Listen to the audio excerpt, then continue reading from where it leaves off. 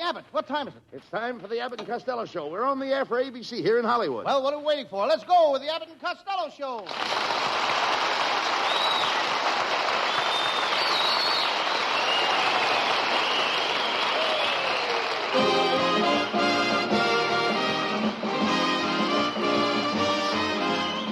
Yes, it's the Abbott and Costello Show, produced and transcribed in Hollywood for your listening and laughing pleasure. Chuckles with a carload and music by Matty Malnick. So hold on to your chairs, folks, for here they are, Bud Abbott and Lou Costello.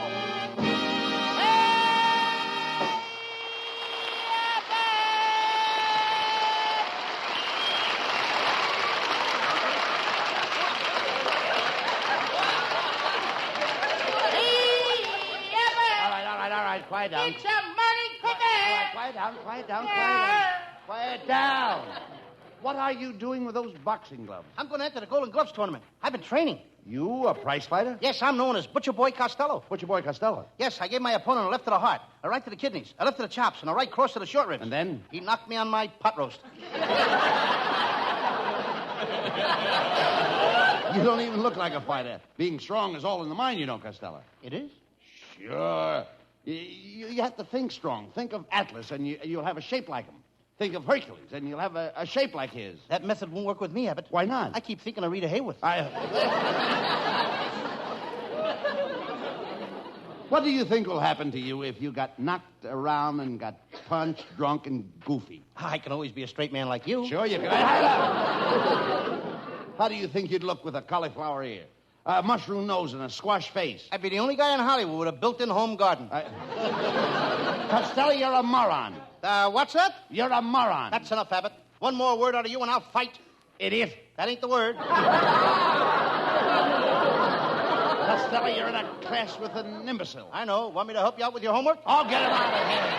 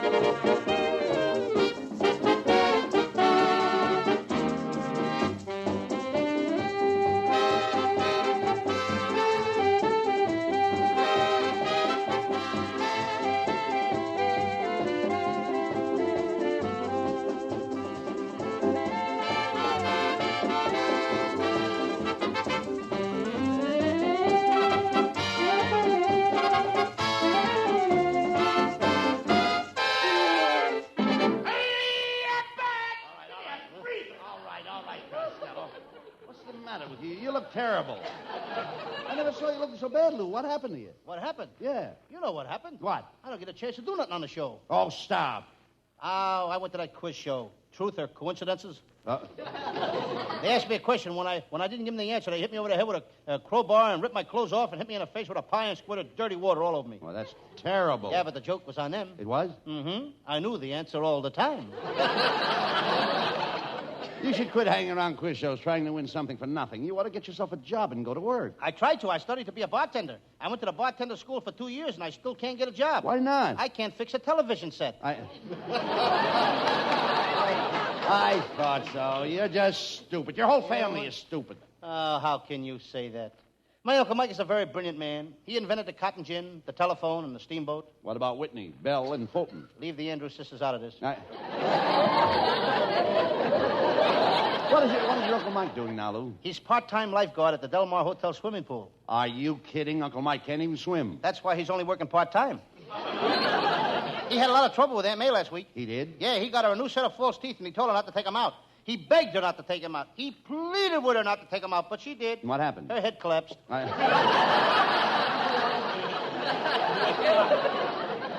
your Aunt May is quite a woman, Lou. She raised quite a family. Oh, yes. 3 years ago at the Patterson Fair, She won first prize for having the most little boys in one family. She had 15 little boys. What was first prize? A little boy. Never mind that. Whatever happened to your Aunt May's younger sister? Oh, she graduated from high school this year, and she's so excited she's going to Harvard. Harvard? Harvard is a boys' school. Yeah, that's why she's so excited. She's going to Harvard. That's ridiculous. None of your family ever went to college. Is that so? I'm taking a night course right now at UCLA. Well, no, I'm glad to hear In other words, that's UCLA. UCLA. Well, disregard UCLA. I'm glad to hear it, Lou. How are you making out? Not so good. Monday night, the teacher asked each pupil to bring something that would show what they want to be when they get out of school. Well, now, it sounds interesting. Yeah, one guy wanted to be a policeman, so he brought a button off a policeman's uniform. One girl wanted to be a nurse, so she brought a button off a nurse's uniform. Another guy wanted to be a fireman, so he brought a button off a fireman's uniform. And what did you bring? Nothing. Why not? I wanted to be married. How are you going to get a button off of that?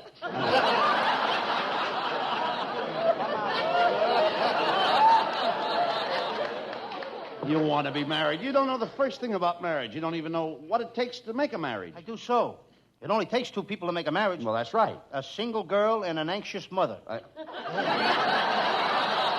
far as I'm concerned, marriage is a three-ring circus. What do you mean a three-ring circus? Well, first the engagement ring. Yes. Then the wedding ring. Yes. And then suffering. Oh, stop. Are you still going with that striptease dancer at the burlesque show? Oh, sure. Every night I bring her 3 roses. Does she wear them? She has to. It's her custom.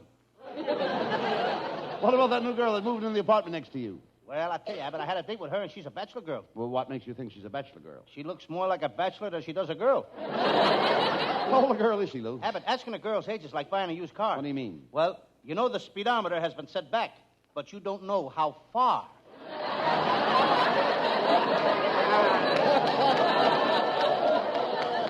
Where did you take her on the date? Well, we went to a soda fountain and had one of those fancy dishes. You know, ice cream and bananas. Split? No, I paid the whole check. Well, she doesn't sound like the kind of girl for you, Costello. Tell me, do you still date that cute little blonde from Pomona? Oh, sure. I had a date to go horseback riding with her last night. You did? Yes, we rode along through the moonlight. It was beautiful. Her horse was nuzzling my horse. My horse was nuzzling her horse. Ah, it must have been fun. It was for the horses. My girl didn't show up.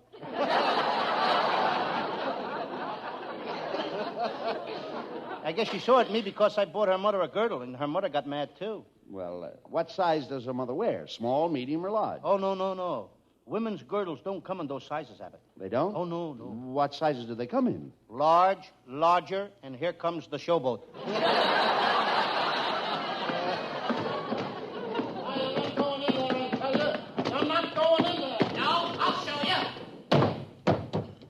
Hello, Uncle Bud. Hello, Uncle Louie. It's Abbott's nephew, folks. I left orders with the doorman not to let you in. Now, how did you get past him? I held your script under his nose and then stepped over his body.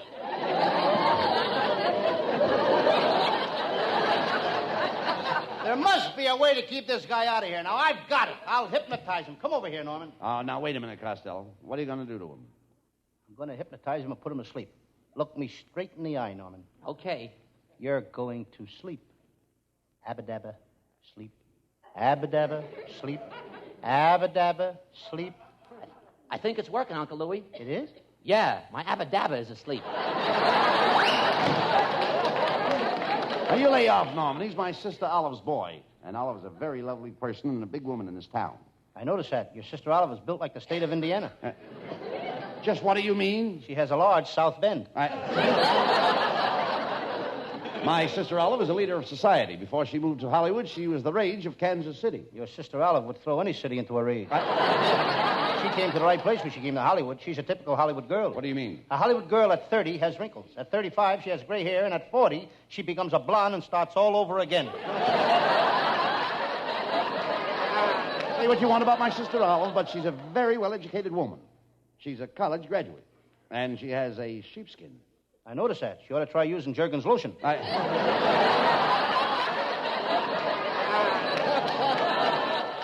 You know, you have no business ridiculing my family. Now, last week you were picking on my wife.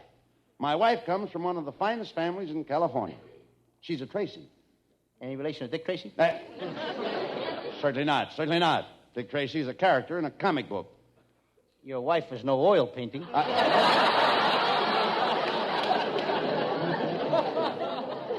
Hello, boys. Hey, look, Costello, it's our secretary, Viola Vaughn. Well, Viola, you certainly look lovely tonight. What is that you're wearing? Oh, do you like it? This is my nightclub dress. Nightclub dress? Don't you get it, Abbott? No cover. No kind. Viola, you look gorgeous tonight. You and I would make a lovely pair. We'd be just like a couple of lovebirds. Would we? Well, I'll show you. First, I put one wing around you like this. Then I put my other wing around you like this. Then I beak up close to your beak. Then I coo softly. Oh, what do I do? Don't stand there, Viola. Drop a worm in his mouth. Cut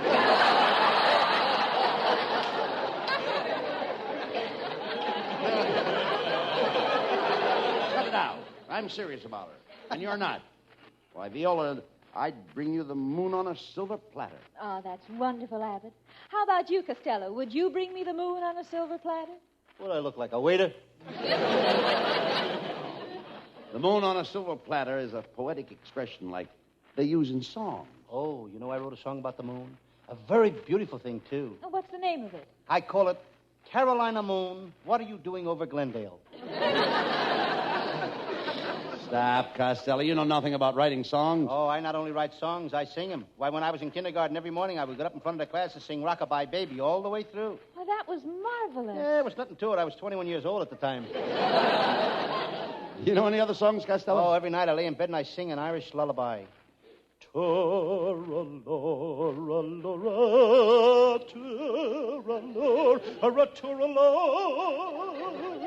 that put you to sleep, Costello? Certainly. You don't think I'd stay awake and listen to that howling, do you? Well, I saw you last night, Costello. I saw you. You had a cat on a leash. Hey, that certainly is a funny-looking cat. Is he yours? Yes, he's mine. He's a football cat. I call him First Down. What do you name the cat First Down? Every night he's got 10 yards to go.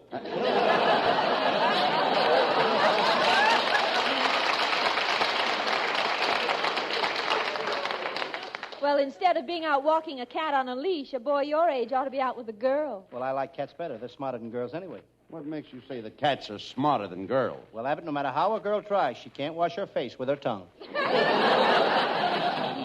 Pay no attention to him, Viola. Why don't you come over and see the preview of our new picture, Viola? Huh? I do some love scenes in the picture, and I want you to see my fade-out kiss. You mean she'll see your faded-out kisser? Anyway, Viola has got a date with me. Well, I don't think I'm going to keep it, Costello. Why not? Well, last Sunday he took me riding, and he insisted I wear a riding habit. Naturally. Monday he took me hiking, and he insisted I wear a hiking suit. Naturally. Tuesday he took me to dinner, and he insisted I wear a dinner gown. Well, why are you breaking the date tonight? Tonight he wants to take me to a birthday party.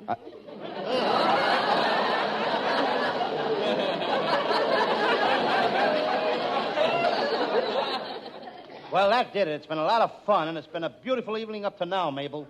Mabel? My name is Viola. Well, whatever your name is, it's certainly been fun. Get him out of here!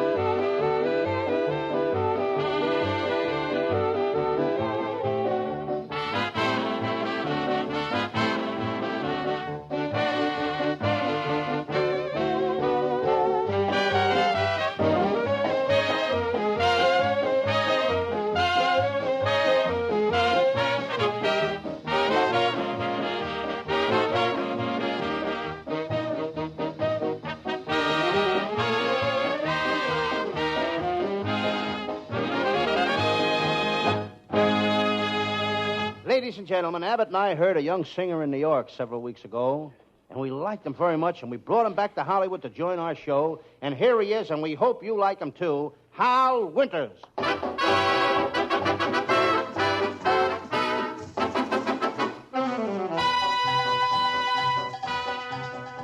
El cumba, cumba, cumba, cumbanchero. A bongo, bongo, bongo, bongo zero. Brigati che va suonando il camboncero, bongo zero che se va, bongo zero che se va. El cumba, cumba, cumba, cumboncero. A bongo, bongo, bongo, bongo zero.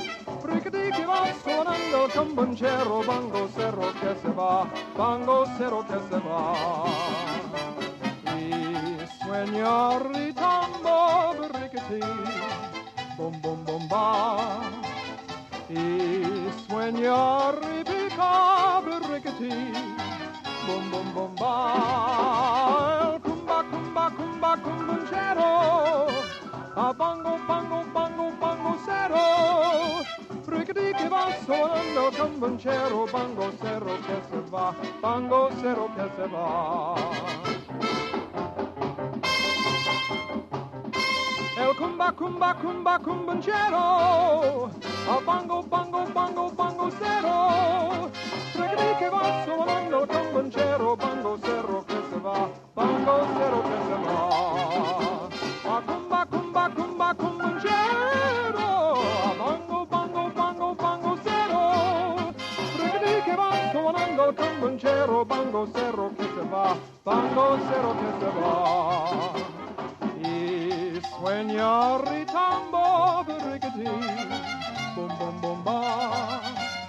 Y sueño ripica brickety, bum bum bum ba. El cumba cumba cumba cumbanchero, a cumba cumba cumba cumbanchero. Brickety que va sonando cumbanchero, bongo cerro que se va, bongo cerro que se va.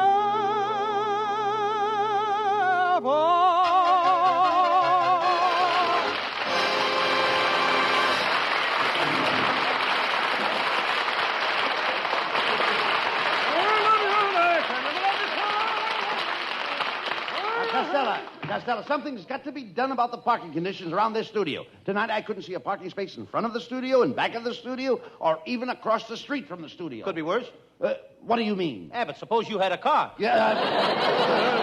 Well, never mind that. Did your Uncle Mike drive you down here tonight? No, my Uncle Mike just took his California driver's test today. You should have seen him. He got in a car with the inspector, backed into a truck, bumped into a streetcar, and then he crashed into a stone wall. Did he pass? We won't know till next Wednesday. Why not? That's the day the inspector gets out of the hospital. Did your Uncle Mike go to see his favorite program, What's Doing, Ladies? Yes, and there was a line in front of that studio 2 blocks long. Never mind that. How did he like What's Doing, Ladies? I don't know. By the time he got in, they were through doing it.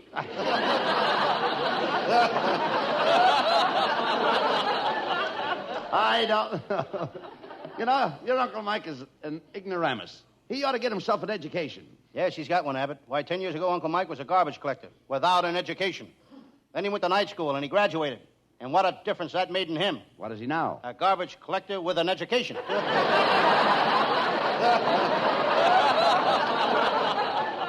Well, never mind him, Costello. What is your Sam Shovel detective story for tonight? It's a fascinating case, Abbott.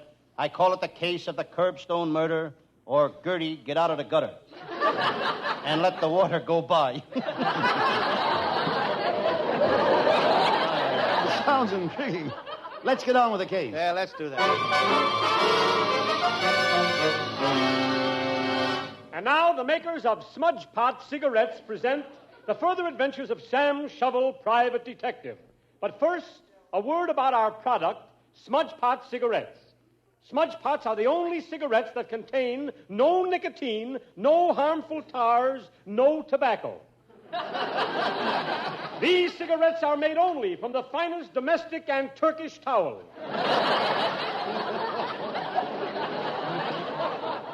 And remember our slogan, Smudge Pots are the only cigarettes that contain alum. Our slogan is, pucker while you puff. Now go to your cigar store tonight. They will give you a package of Smudge Pots for nothing. The package has no sharp edges. Take them home and throw them in your dresser. What a cigarette, so free, so easy on the drawers.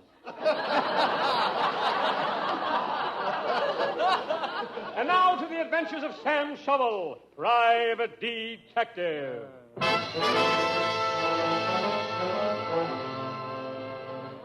Yes. Yes, I'm Sam Shovel, private detective. I'm sitting in my little office looking at my new office safe. This time I got a real office safe. When I go home at night, I lock my office in it. I see a piece of string around my finger. Suddenly I remember what it's for. It's to remind me to take the string off my finger. I reach in my pocket for my tobacco. There's a big hole in my pocket. That's the last time I'll buy chewing tobacco. It always chews a hole in my pocket. This detective racket is plenty tough. You've got to work in all kinds of weather. Just listen to that wind howling outside. I'll give you that if you'll give me this. I'll give you this if you give me that. It's a trade wind.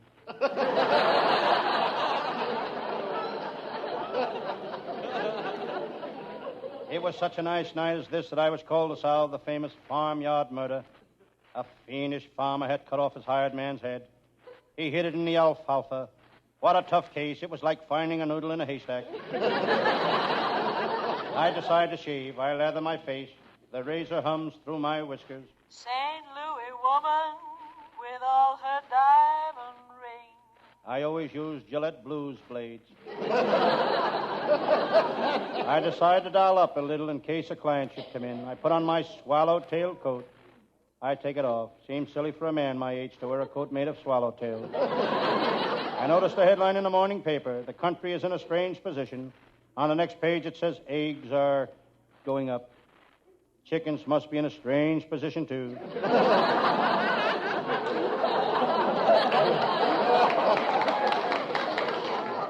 Suddenly the phone rings. Hello? Yes, this is Sam Shovel, the detective.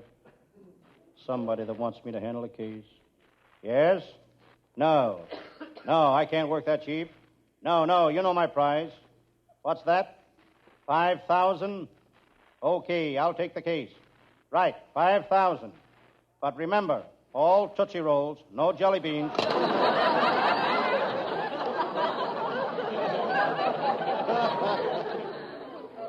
I thought of my friend, Lieutenant Abbott of the Homicide Squad. I might get him to help me on this case. Some people think Lieutenant Abbott has a screw loose in his head, but I know different. I tightened that screw in his head only yesterday. One thing I will say for Lieutenant Abbott, he knows his onions. He can walk in any vegetable store and say, that's an onion. But he's a real cop. Abbott don't know the meaning of the word intimidation. And that's only one of a million words he don't know the meaning of. Hello, Sam Shovel. It's my pal, Lieutenant Abbott of the Homicide Squad. Sam, I'd like to leave my new cowhide briefcase in your office. That's a pretty briefcase, Lieutenant. Yeah, it's genuine cowhide. Open it. Moo. The cow is still hiding in it. There's a picture of your wife in it, too. She looks kind of different in this picture. It's her hair. She's wearing a page boy. Don't she look nice? It's hard to tell. The page boy's feet are hanging down over her face. Enough of this nonsense, Sam. The cops caught an old friend of yours last night. Shirley, the shoplifter. Beautiful Shirley, the shoplifter. I once trailed her through a department store, through the shoe department, through the jewelry department, the furniture department, then I caught her in men's underwear.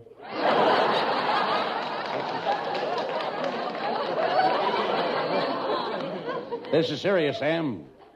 Shirley is in the prison hospital. She's unconscious. She keeps moaning, Perry. Perry! Perry! You must be in the state of Como. Sam, if you want to see Shirley alive, we better get over to the hospital at once. Let's go.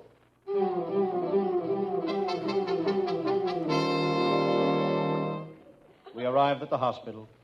We were walking down the corridor. I was reading the signs on the door. Dr. Kildare, surgery, back in 10 minutes. Dr. Nichols, surgery, back in 15 minutes. Dr. Condon, perjury, back in 20 years. Sam, here comes the doctor that's taking care of Shirley the shoplifter. He looks like a phony to me. I heard that, young man. I'll have you know that I've operated on over 300 patients, and I never lost a single one of them. You didn't? No, I know where each one of them is buried.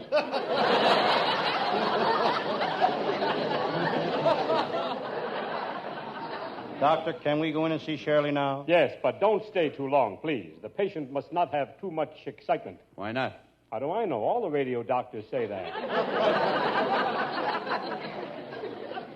My goodness. Aren't you Sam Shovel, the detective? That's me. Man, from the looks of you, you need medical attention. Shovel, if you'll come here tomorrow between 2 and 4 or between 6 and 8, remember, between 2 and 4 or 6 and 8, I'll examine your head. Why can't I come between 4 and 6? That's when they're examining my head. Come on, Sam Shovel. Here's Shirley's room.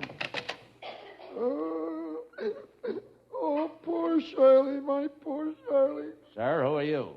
And what are you doing here? I'm Shirley's father. She's in the next room. She's got appendicitis. None of the doctors will operate on her. I'm afraid she'll die. Cheer up, friend. I will operate on Shirley. You? I thought you were a detective. Before I became a detective, I was known as young Dr. Shovel. Are you sure you can do it, Sam? Am I sure I can do it? Certainly.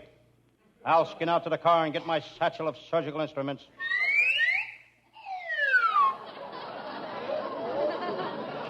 Thank goodness he's got his satchel. She's right in there, Sam. Here I go.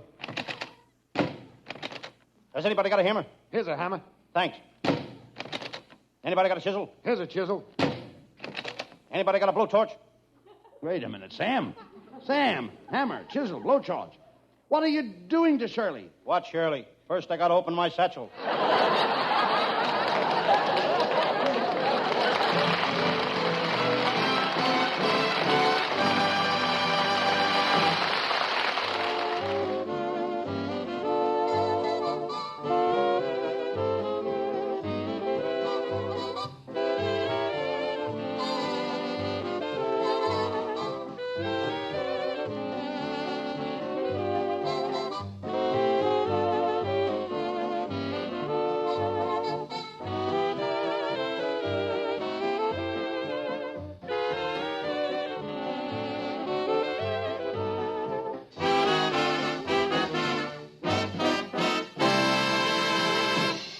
Costello, as Sam Shovel, you were really digging him up tonight. Get it? Shovel, digging him up? It's a joke, son. I dug up a joke. Yes, and you'd better bury it again. Abbott, let's leave the jokes to our writer. You mean we got writers? Oh, he's only kidding, folks. He knows our writing staff. We're headed by Eddie Foreman with Paul Conlon, Pat Costello, Martin Ragaway, and Len Stern. And I know that our producer is Charles Vander. That's pretty good for Abbott, folks, when you consider Vander's only been on the show 2 years. Good night, folks. Good night, everybody. Good night.